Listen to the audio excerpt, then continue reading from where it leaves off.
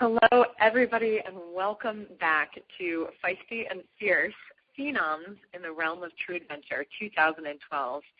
I am your host, or hostess, Heather Hightower from heatherhightower.com, and I just want to bring you back to what Feisty and Fierce is all about and why we're doing this. And it is the product of really wanting to provide a resource for you as we transition out of 2012 and into 2013. I am a professional vocalist, and I specialize in bringing an angelic presence to brides and grooms during their wedding ceremony so they can feel totally supported, centered, and calm on one of the biggest days of their life. I'm also the author of the Conscious Girl's Pocket Guide to Backpacking, and so I've melded those two loves, music and travel, to bring you and the world a recital concert event 3 days before the Mayan calendar in Antigua, Guatemala, and of course you are invited to join me. And as you know, as I started off into this vision, I realized that you also have an amazing vision that is calling you forward, and you have an adventure that is knocking at your door. And so Feisty and Fierce is all about giving you the tools to say yes to that adventure. Now, that might be that you're going to come join me in Guatemala, and I'm very excited about that, and I can't wait to meet you and see you there. But it could be that your adventure is on the home front with the business. It could be that your adventure is a relationship. And so we've been having the most amazing time with all of the people showing up on this journey, and you have a real treat today here with Jana Kellam, and I am so excited to have her and share her with you. So let me tell you a little bit about Jana. You can hear her giggling in the background. Jana is just such a sparkly being, and that was one of my sort of guidelines for who to include in this summit. And she's a life coach, and she's also an equine facilitated experiential learning guide, which I think for lay people means she uses horses to help teach you your deep lessons. But I'll let her clarify that in a minute. And she empowers people to see their own inner light and potential, even when they can't see it themselves.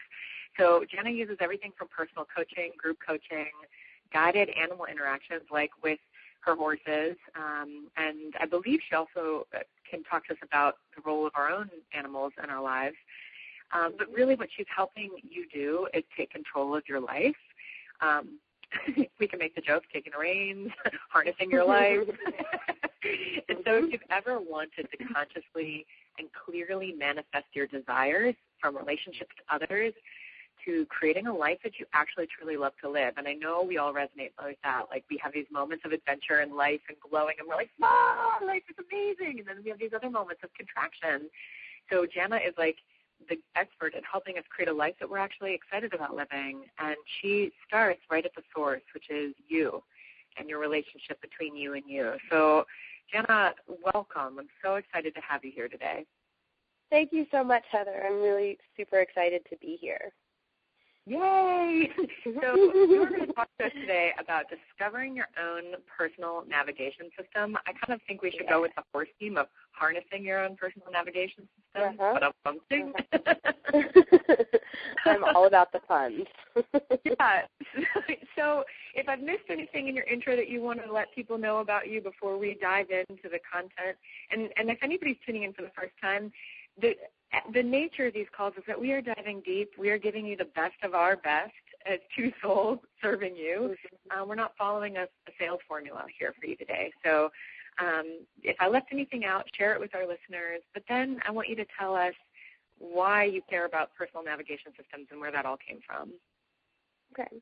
Well, I think what I've noticed in my life and my interactions with others and in my personal relationships. And I want to clarify, my definition of relationship might be a little bit different than others. And so I want to just be really clear but when I say relationship, I don't necessarily mean a romantic relationship.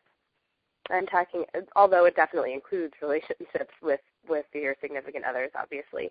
But but I'm talking about the way you relate to everything and everyone around you, and the way you relate to yourself. So it might be your relationship with your friends and family. It might be your relationship with your work, and it might be your relationship with money, or it might be your relationship with food and your body, or it might be your relationship with your own spirituality. But ultimately, it really all boils down to your relationship with yourself, like you talked about, that number one relationship, which is you to you. And so I think a lot of the issues that people have in their lives could be really easily shifted and improved and turned into feel-good, sparkly, wonderful experiences once people realize that there's nothing that is happening to them, that everything that is going on in your life is a reflection of the way you're perceiving your relationships. And so that's pardon my French, but I talk a lot about going from relationship to relationship, and that it out really, on the landing page, but feel free to use the word. Relation deep. It doesn't really have the same sort of ring to it. So I apologize if there's any listeners who are offended by that kind of language, but it is there's. I think people get used to living in the state of, they have this expectation of relationships as being hard and challenging, and it doesn't have to be that way. So at some point I realized, after spending most of my life where people would come to me and ask me for advice and, help me with this and do, what do I do about this, and why can't I get this person to love me the way I want them to, and all of that stuff. And that's what started me on my journey to really figure out the best way of helping those people who saw a different vision for their relationships. And horses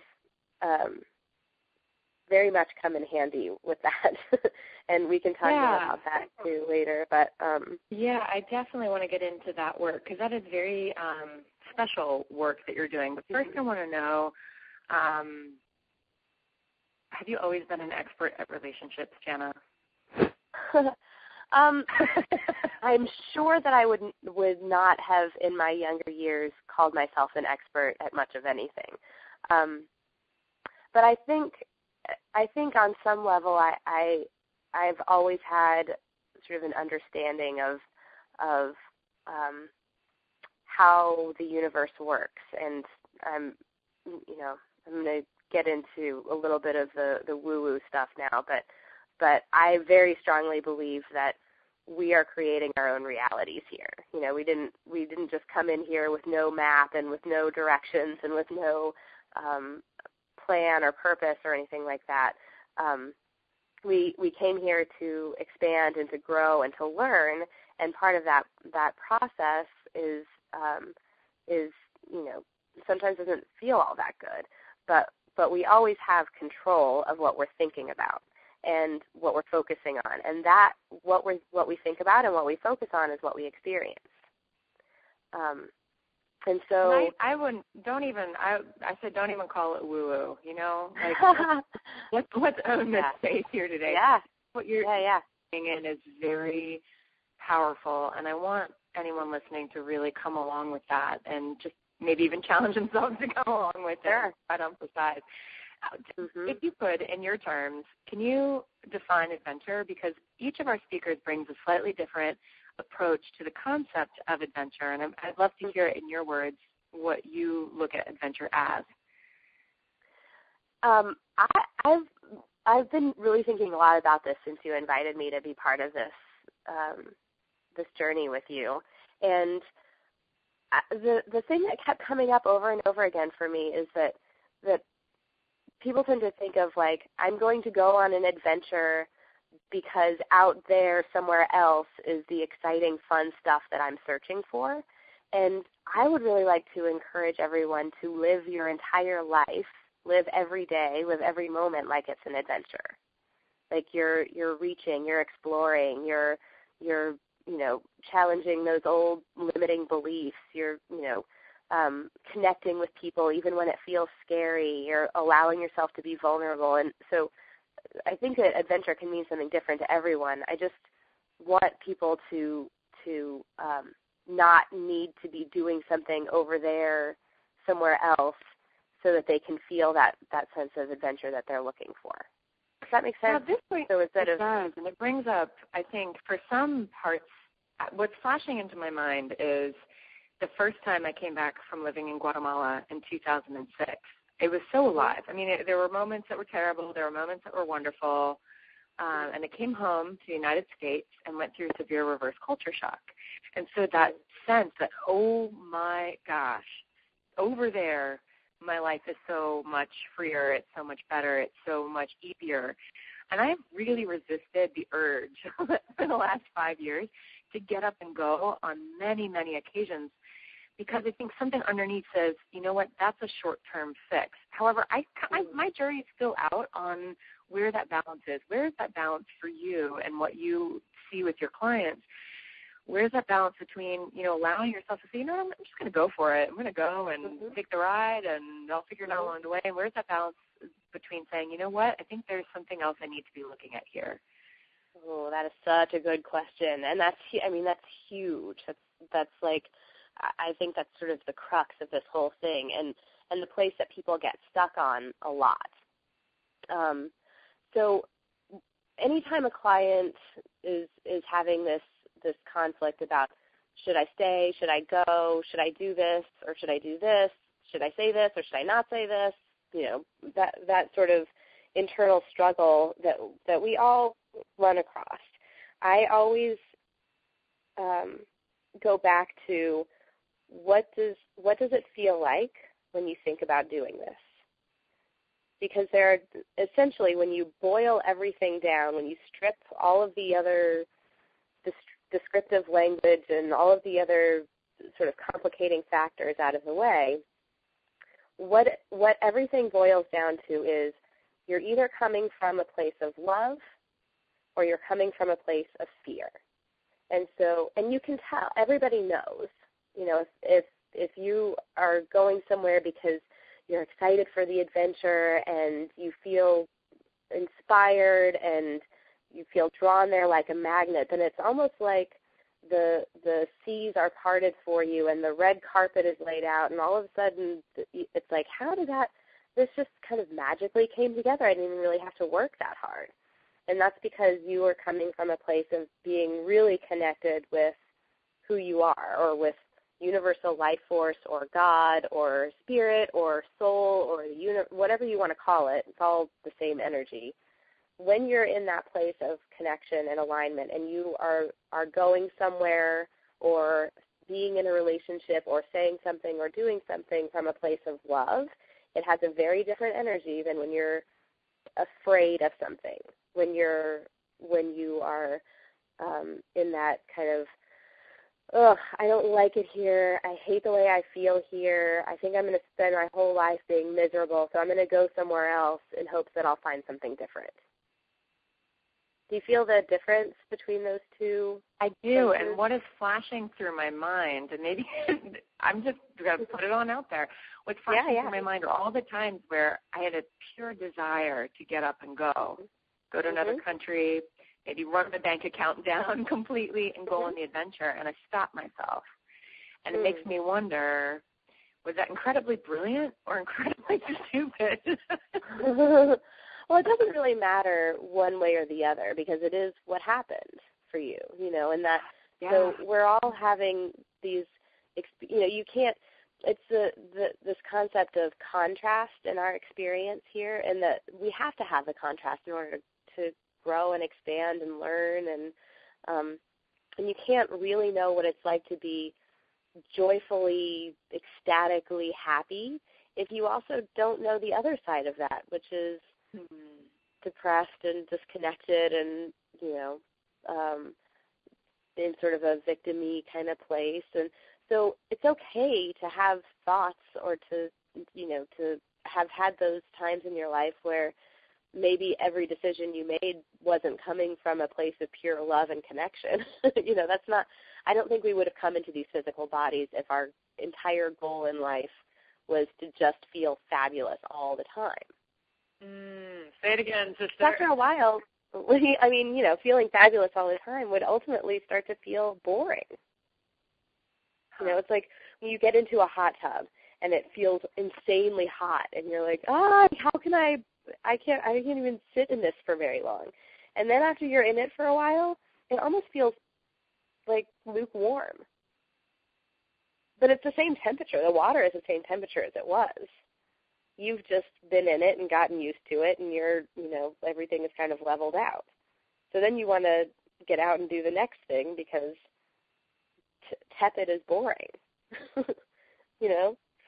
So that's not an adventure. Yeah, totally. So talk to us about your work with horses. How does this come in to your work and everything? So I've always been horse crazy.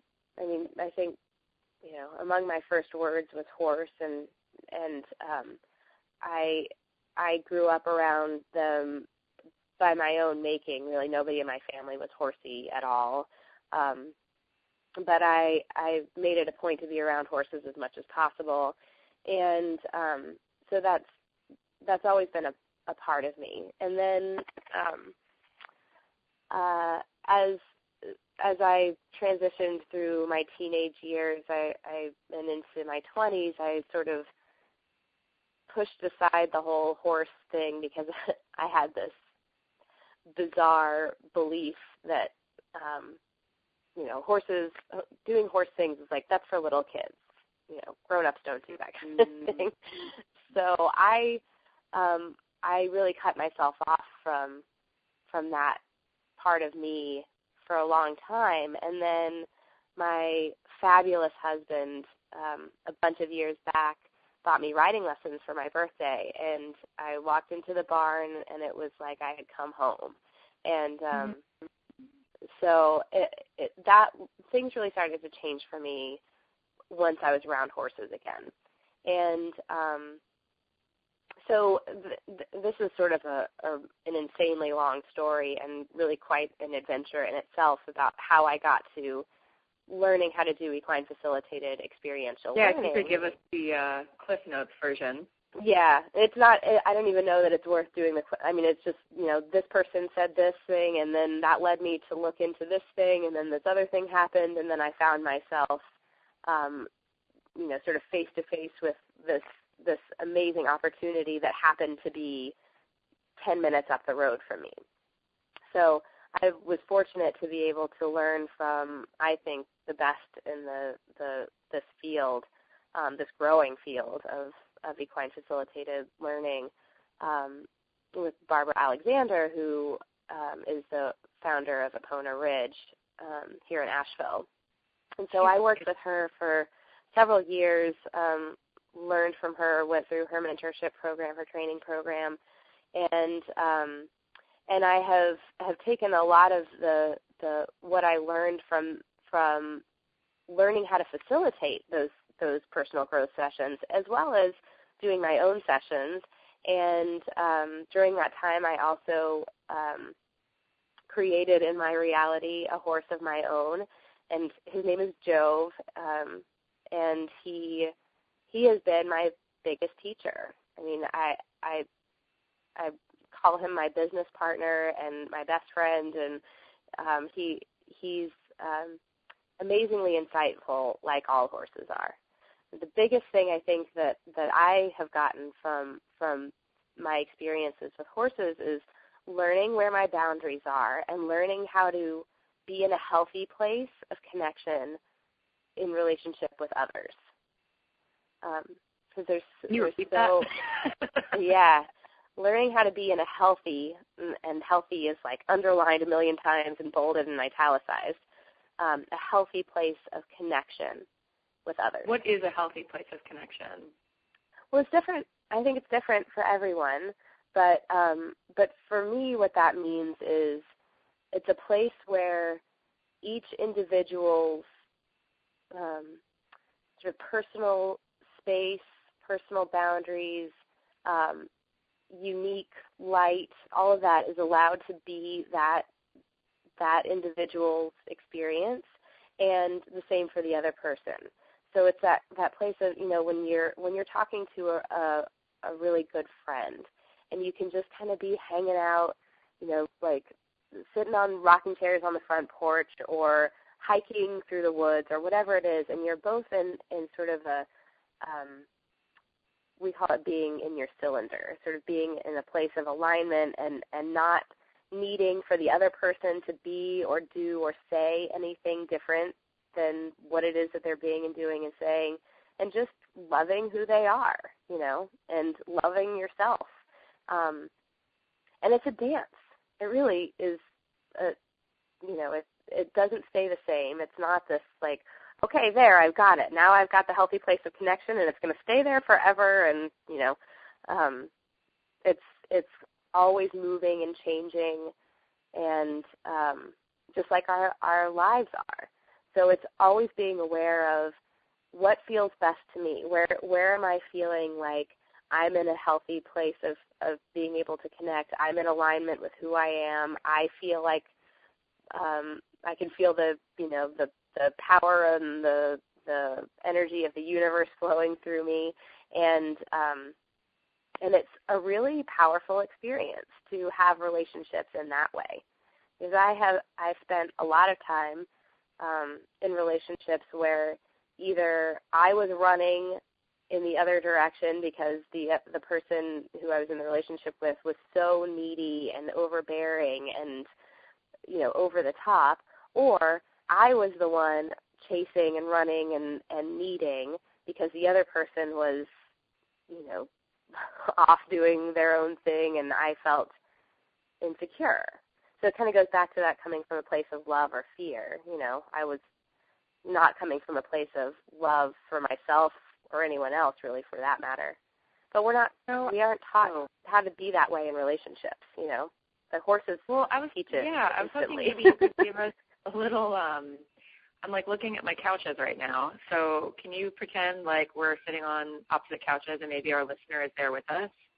Mm-hmm. And can you give us a practical tool right now to practice being in healthy relationship with ourselves in the presence of others? Like what is going through your mind? How do you sort of self-control that? How do you self-monitor or become aware of when you might be being that clingy person versus being, receding versus sort of a whole cylinder, as you said? What's your Jana tip?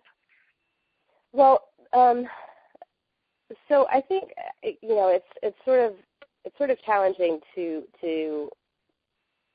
teach over the phone, but I think that the best tool that I could give to you and to everyone listening is it's called a body scan, and we use it before every session with the horses to get sort of back in touch with our own wisdom.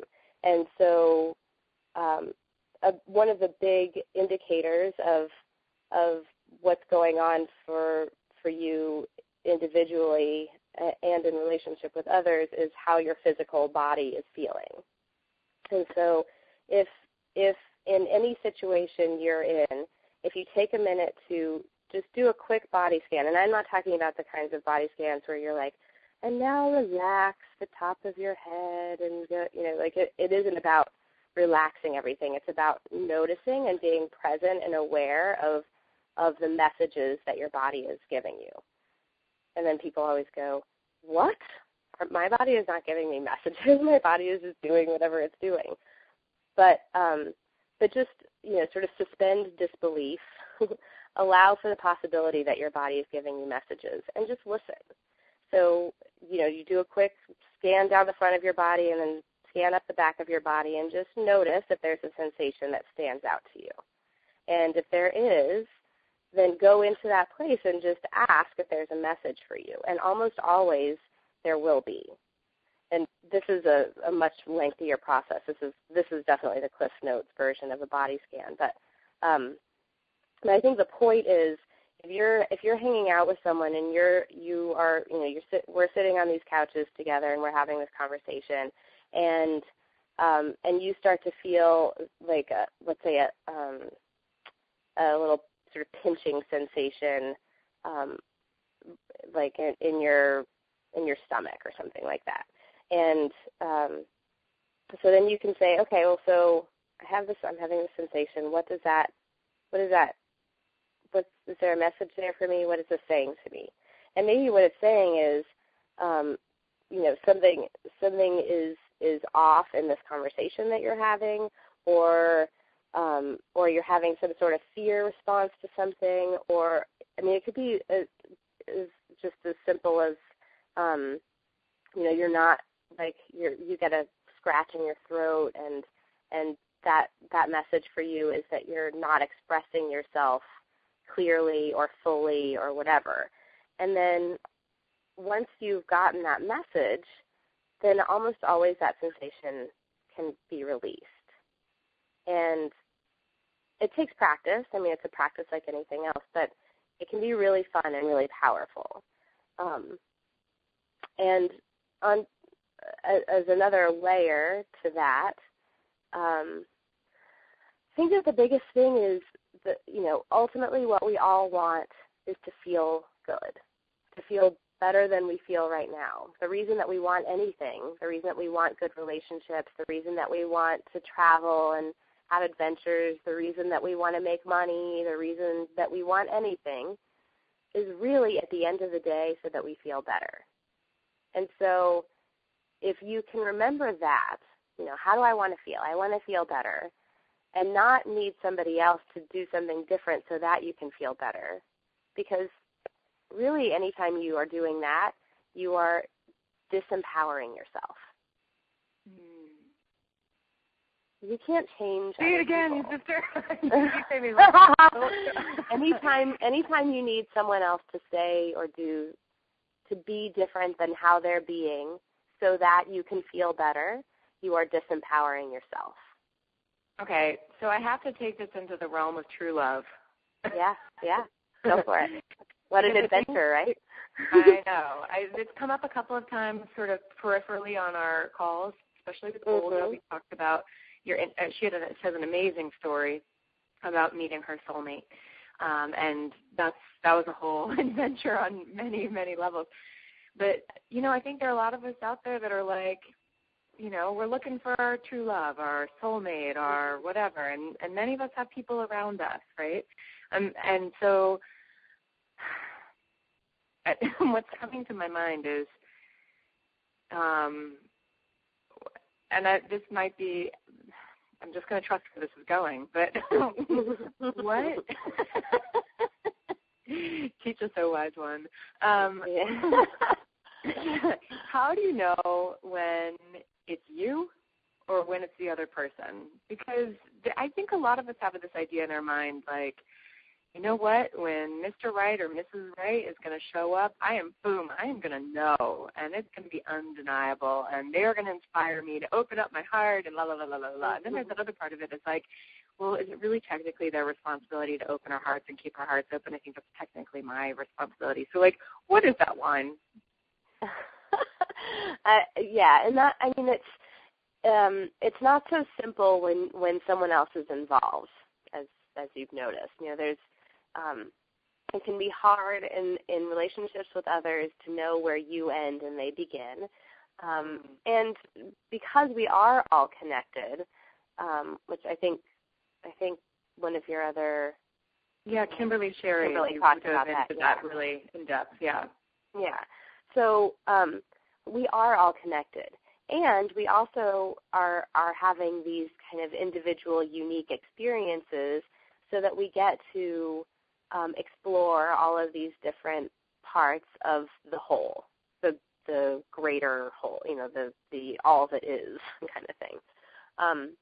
And so I think that yes, it's absolutely possible to meet somebody and for their energy to be able to sort of highlight or lift and frame or however you want to describe that, those parts of you that are loving and in love and connected and all of that. But I think the problem comes in when instead of allowing that to sort of focus the spotlight on those parts of you that are loving and connected, we tend to then become reliant on that other person saying or doing the right thing so that we can feel a certain way. And so if you can get to a place of I'm okay, I'm 100% happy and complete within myself, and I know that I can find ways of feeling good without this other person saying or doing the right thing so that I can feel good. And I think that this is a lot of the reason why the divorce rates are what they are, why people tend to see relationships as like they start off wonderful and magical, and you sort of just merge into this one amazing being, and then a few months or a few years, in some cases down the road, it's like the magic wears off, and then it's not possible for the other person to say anything that's going to make you feel better because you've so totally disconnected from your own personal navigation system. So is this where we're getting into relationship versus relationship? Yeah, exactly. Okay, so make that very clear. How does somebody go instantly from relationship to relationship? You go instantly there by going back to your one huge source of power, which is yourself and the way that you focus. The only thing in your life that you control is that. That's it. How do you know it? Yeah. Go ahead. What were you going to Sorry, this happens on every call. I get so excited, and then I'm. It's okay. It's good. How do you know if you're in a relationship? Maybe help us make sure we can recognize what is relationship before, and then you can guide us out of it. That's another great question. I think the answer to my clients are always kind of teasing me about this because they'll ask me, well, what is this? Is this bad or is this good? And I'll be like, or they'll send me, something that they were thinking about and in an email or something, and they'll be like, so what do you think? And I'll be like, I think I want to know how this feels to you, because it makes absolutely no difference what I think or what I feel about it, because that would be really and truly 100% my projection. I can guess, I can assume that I know what's going on for you and that I know what's best for you and all of that, but ultimately the way you feel is your guidance. That's your GPS. That's your personal navigation system, is your emotions. And this is another one of those places where you kind of have to suspend disbelief a little bit, because I think we tend to think of our emotions as being sort of out of our control. But our emotions are telling us exactly how close or how far away we are from creating everything that we want in our lives. And so if you are in a relationship and every time you think about it, you feel awful, you're in relationship. It's really, we like to complicate things, but it's really not that complicated. It's the way you're thinking about it. And so you can choose. Is it the person or is it you? It's you. It's not the person, because the person is the same person that you started out in the relationship with loving. So it's so this absolutely is assuming that the person is not in an abusive relationship. Like, where is that line between? Yeah, I don't think that the abusive thing is all about allowing boundaries to get crossed, and you can feel when your boundaries are being crossed, and people allow their boundaries to be crossed, and then they get angry, or they retreat even further, and so that's part of the having a healthy connection is about being clear about your own boundaries.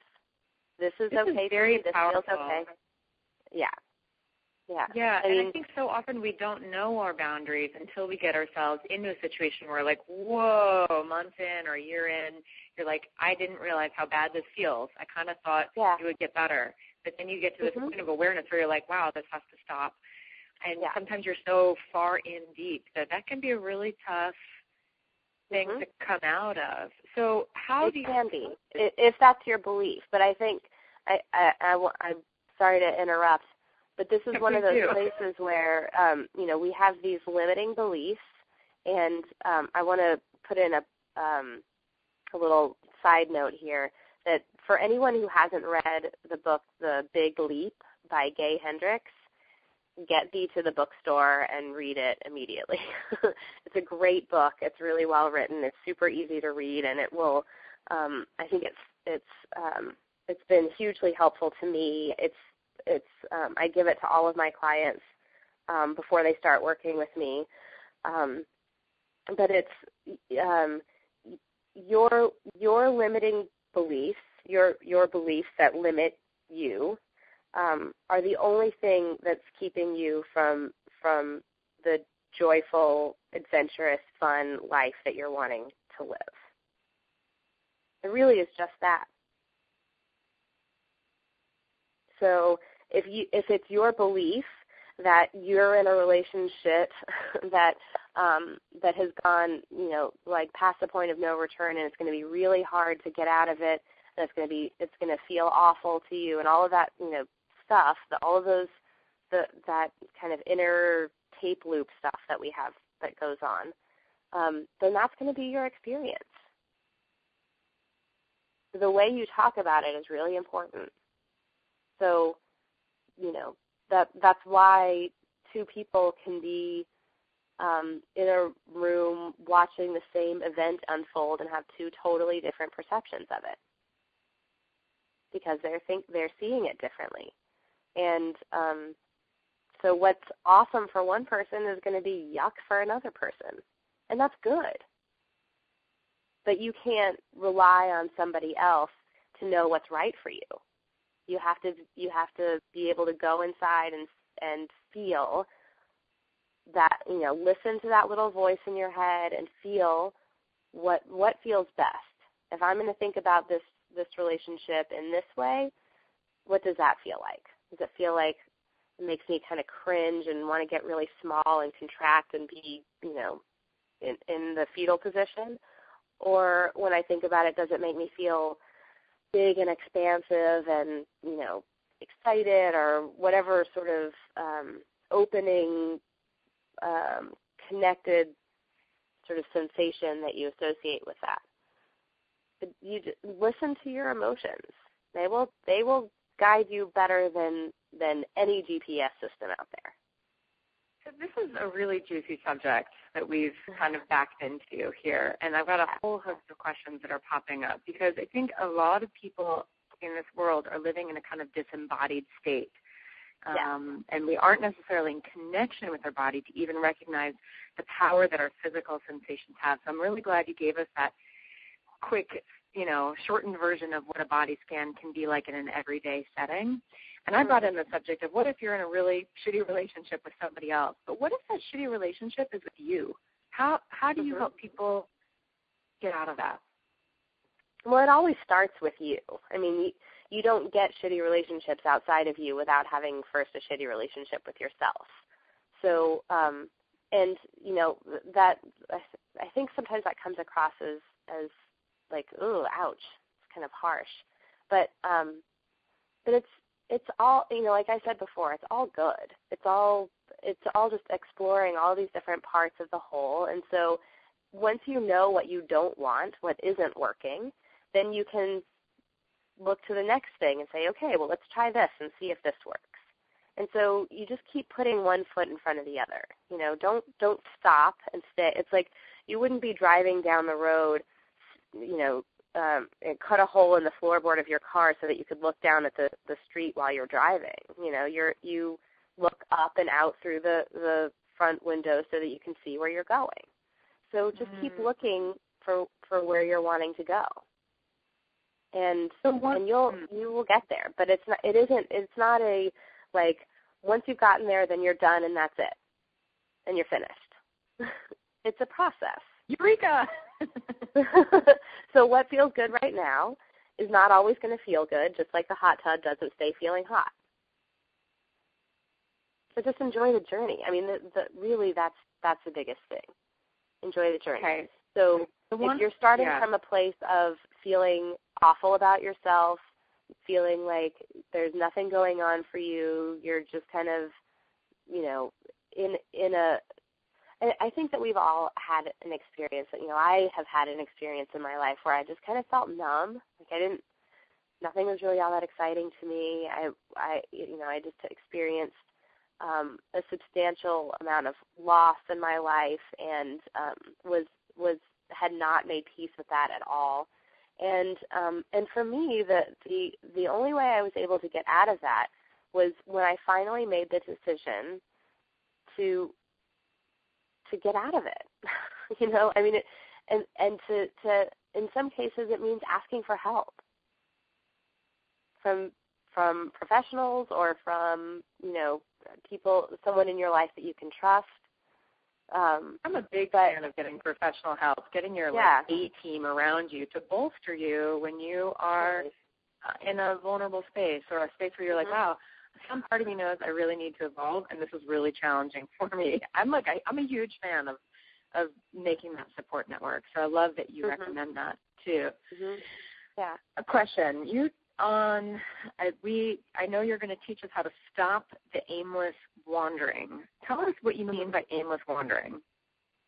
Well, aimless wandering is sort of the like you were saying, you used the word disembodied, and I think that kind of gets to the core of it, that people tend to be always searching for what it is that they're wanting, something outside of me to make me feel better, and they don't have a clear sense even of why they're always looking and always needing for things over here to be a certain way or needing to move to a different place or whatever. And so it's aimless when you are when you're either focused on things that have happened in the past that you haven't liked, or when you are coming from a place of, I'm going to go over here because this doesn't feel good, and I'm scared to stay here, or whatever kind of fearful places. That's all. Anytime you are making decisions from that place, that's aimless wandering. And so as soon as you get reconnected with who you are, with that powerful life force energy, there is nothing that could stand in your way. Then it's purposeful wandering. If you want to wander, that's great. If wandering feels good to you, fabulous. But just be purposeful about it, and be aware of how you're feeling, and be aware of, like, if you're in a foreign city and you get this feeling like maybe I should not walk down this alley, then don't freaking walk down the alley, And the same on the other side too. If you are walking down the street and you're like, wow, I really feel drawn to go in this store, then go in that store. In that store might be the rest of your life.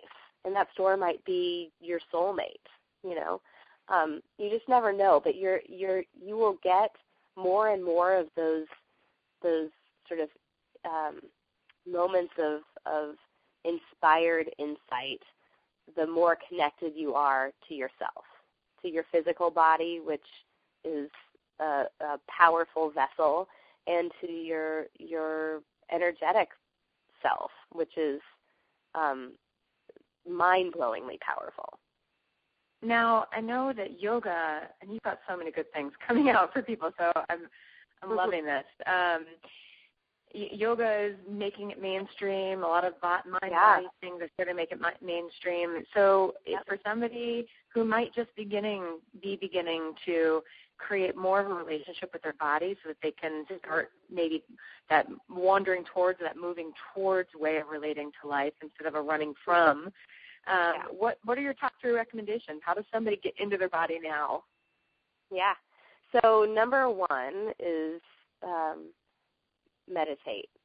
And I don't mean like you have to sit for 2 hours in lotus position and, think no thoughts. I mean, before you get out of bed, before you start launching into, somebody the other day called it blundering into your day, and I thought that was such a perfect way of describing it. Yeah, I mean, it's living by default, and you don't have to do that. You get to choose. You get to experience your life the way you want to experience it. So you wake up in the morning and make the first thing that you do to envision the way you want your day to look, to practice. And if you can't get to that point, then start with just make a list of the things that you're grateful for. And that is way different than checking your Facebook news feed.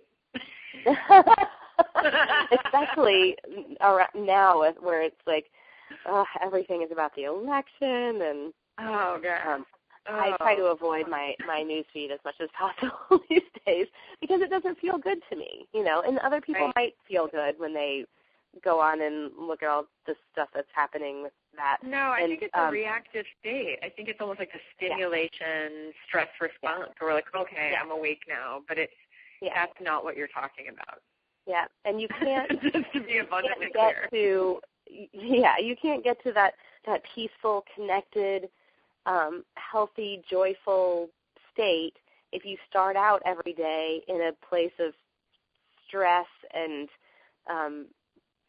sort of passive disgust or whatever it is that you feel when, most people just kind of, they forget their own power. What was that? Or comparison. I think Facebook breeds a comparative sense within ourselves. Oh my gosh, their life looks so amazing. They're having so much more adventure. They're making so much more money. Like, they're so much more beautiful. Yeah. Like, it's if that's really where you're going when you're on Facebook, then Facebook is not the place for you. Right. Not now. So find, make your news feed in your head and make it all like, I'm grateful for this. I love this. Have you ever seen the video on YouTube of that little girl, Jessica, and her morning affirmations? Yeah. You are awesome. That. Yeah. I like my this. I like my house. I like my hair. I like my pajamas. I like my cousin. I like my Allisons. I mean, she's just. It's so great to see that, and you can't help but get into that place. So, get up and watch Jessica's affirmation video, whatever you need to do to get yourself into. Yeah, number 1, meditate, make a little space for gratitude, and that's what I'm hearing you say. Okay, so what are your next 2 top 3 recommendations for getting into your body? Well, I think go for a walk. Human beings were designed to walk long distances, and we don't do that anymore. But there's something really remarkable that happens when you go outside. You kind of can't help but get connected to, universal life force when you're outside, especially if you live in a place like I am fortunate to live in, which is surrounded by some of the most spectacular natural features that I think you could find anywhere. But just go outside and walk, even if it's like 15 minutes. Just go walk. And if somebody listening to this cannot walk, I would maybe add the clause, joyful, playful movement, even if it's in your wheelchair. Totally. Wiggles put on some music and dance. Waves. Uh-huh. Mm-hmm. Yeah. Okay, what's our third one? And we're starting to close up on the hour, so I want to make sure any juicy morsels that you need to disperse to our listeners we can get out. So what would be their third for getting into your body? Well, the body scan, which I talked about earlier, I think that's a big one. And if people are wanting to know more about that, please feel free to connect with me, and I'll get you some more information about all the different steps of the body scan and some additional sort of components of that. And if anyone listening has horses or their dogs or cats or anything like that, they can be really helpful as far as getting you back in touch with your own body. Even just sitting with them and with your hand on them can be a really powerful grounding tool.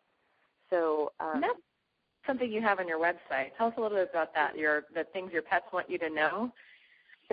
Yeah. I wrote this book called The Top 5 Things That Your Pet Wants You to Know About Life. But it ended up being 7 things because every time I thought I was done, I was like, oh no, there's more. And essentially, I think that a big reason why we have animals in our lives is to remind us they live totally in the moment always.